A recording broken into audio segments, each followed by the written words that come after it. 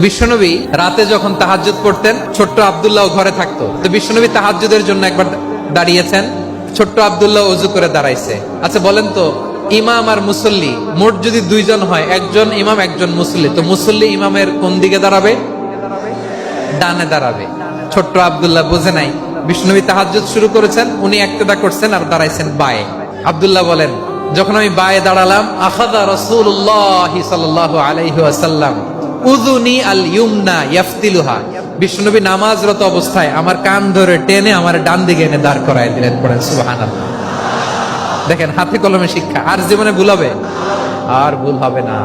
এভাবে বিশ্বনবীর অনেক সঙ্গ পেয়েছেন, সফর করেছেন, একই বাহনে বসেছেন, এক বাহনে বসে লম্বা নসিহত করেছেন, বলেছেন, ইয়া গোলাম ইহফাজিল্লাহ ইয়াহফাজকা ইহফাজিল্লাহ তাজিদহু তুজাহাক ইযা সাআলতা ফাসআলিল্লাহ ওয়া ইযা ইসতাআনতা ফাসতাইন বিল্লাহ।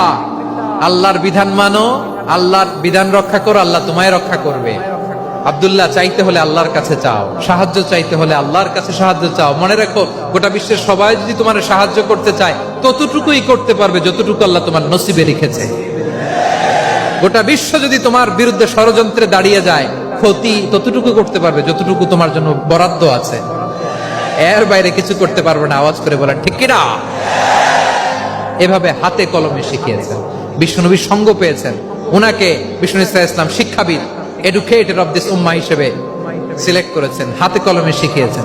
বিশ্বনবী একবার প্রকৃতির ডাকে সাড়া দিয়ে এসেছেন। এখন কি করতে হবে? নামাজের জন্য ওযু করতে হবে। বিশ্বনবী এসেই দেখেন ওযুর বদনায় পানি ভরা, খুশি হয়ে গেলেন, বললেন, কে রেখেছে পানি? একজন বলল, আব্দুল্লাহ রেখেছে। বিশ্বনবী অত্যন্ত খুশি হলেন, খুশি হয়ে একটা দোয়া করলেন, বললেন, আল্লাহুম্মা ফাক্কিহু ফিদ্দীন ওয়া আল্লিমহু তা'ওয়ীল। আল্লাহ, তুমি আব্দুল্লাহকে দ্বীনের বুঝ দিও আর কোরআনের তাফসীর শিক্ষা দিও। বিশ্বনবীর এই দোয়া এমন লাগছে, উনি রাইসুল মুফাসসিরিন, এই পৃথিবীতে যত মুফাসসির ছিল, যত মুফাসসির আসবে, সকল মুফাসসিরের সম্রাট হিসেবে স্বীকৃত হয়েছেন। আব্দুল্লাহ ইবনে আব্বাস, বিশ্বনবী ওনারে আজান শিখান নাই, বিশ্বনবী ওনারে ল্যাঙ্গুয়েজ শিখান নাই, বিশ্বনবী ওনারে অ্যাম্বাসাডর বানান নাই, হাতে কলমে শিক্ষা দিয়েছেন। ছোট্ট মানুষ, বিশ্বনবী ইন্তেকাল করলেন, আবু বকরের সময় গেল, ওমরে ফারুকের খেলাফত, তখনও তিনি তরুণ। ওমরে ফারুক রাদিয়াল্লাহু তাআলা আনহু ওনার ক্যাবিনেট মিনিস্ট্রির বৈঠকে এই আব্দুল্লাহ ইবনে আব্বাসকে পাশ দিয়ে বসায় রাখতেন। বয়স্ক সাহাবারা এটা পছন্দ করতো না।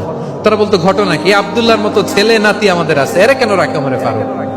ওমরে ফারুক এটা টের পেলেন, তিনি বুঝতে পারলেন যে ক্যাবিনেট মেম্বাররা এটা পছন্দ করে না, ছোট্ট আব্দুল্লাহরা কেন রাখি, কেন যে রাখি, এটা একদিন বুঝাবো। একদিন মিটিং এ তিনি সবাইকে বললেন, ইদা জাআ নাসরুল্লাহি ওয়াল ফাতহ। এই আয়াত দ্বারা উদ্দেশ্য কি বলেন তো মুরব্বী সাহাবীরা? এক সাহাবী বলেন, এই সূরা দ্বারা উদ্দেশ্য, আল্লাহ বলেছেন আমাদেরকে বিভিন্ন ল্যান্ড, বিভিন্ন এলাকা বিজয় করতে হবে। ওমরে ফারুক বললেন, না, হয়নি। আরেকজন বললেন, বিজয় হওয়ার পর আমাদের বেশি বেশি আল্লাহর বরত্বের ঘোষণা দিতে হবে, এটা উদ্দেশ্য। ওমরে ফারুক বললেন, না, হয় নাই। যারে জিজ্ঞেস করেন কেউ পারে না।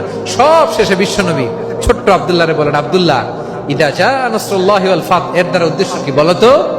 ছোট্ট আব্দুল্লাহ বলেন, হুয়া আজালু রাসূলিল্লাহ। এই আয়াত দ্বারা বিশ্বনবীর বিদায়কে উদ্দেশ্য নেওয়া হয়েছে। ওমরে ফারুক বললেন, হাযা হুয়া, এটাই তো সঠিক উত্তর, এটাই সঠিক তাফসীর এই আয়াতের। কারণ ইদা জাআ নাসরুল্লাহি ওয়াল ফাতহ, যখন আল্লাহর সাহায্য আর বিজয় আসবে, ওয়া রাআইতান নাসা ইয়াদখুলুনা ফি দীনিল্লাহি আফওয়াজা, আপনি দেখবেন দলে দলে, ঢলে ঢলে, বানের পানির মতো মানুষ ইসলামের দিকে ঢুকতেছে। ইসলামের বিজয় হয়েছে। তো ইসলামের বিজয়ের মিশন নিয়ে নবী আসছে, বিজয়ী যখন হয়ে গেছে, এখন তো নবীর বিদায় হবে। জোরে বলেন ঠিক কিনা? কোন সাহাবী এই সূক্ষ্ম কথাটা ধরতে পারে নাই, ওই আব্দুল্লাহ ছাড়া। আব্দুল্লাহ যখন উত্তর দিছে, সব সাহাবীদের টনক নড়েছে।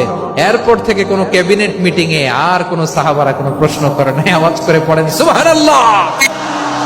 বিশ্বনবী আব্দুল্লাহ ইবনে আব্বাসকে দ্য এডুকেটর অফ দ্য উম্মাহ, উম্মার শিক্ষাবিদ হিসেবে গ্রহণ করেছেন। আওয়াজ করে পড়তে হবে আল্লাহু আকবার। সাহাবীদের নামগুলো মনে থাকবে? এক নম্বরে আবু মাহজুরা, মুয়াজ্জিন বানাইছেন। যায়েদ ইবনে সাবিত, দোভাষী, ট্রান্সলেটর অফ প্রফেট, এবং তিনি ছিলেন বিশ্বনবীর ব্যক্তিগত সচিব। Musab ibn Umair, the first ambassador and diplomat of Islam.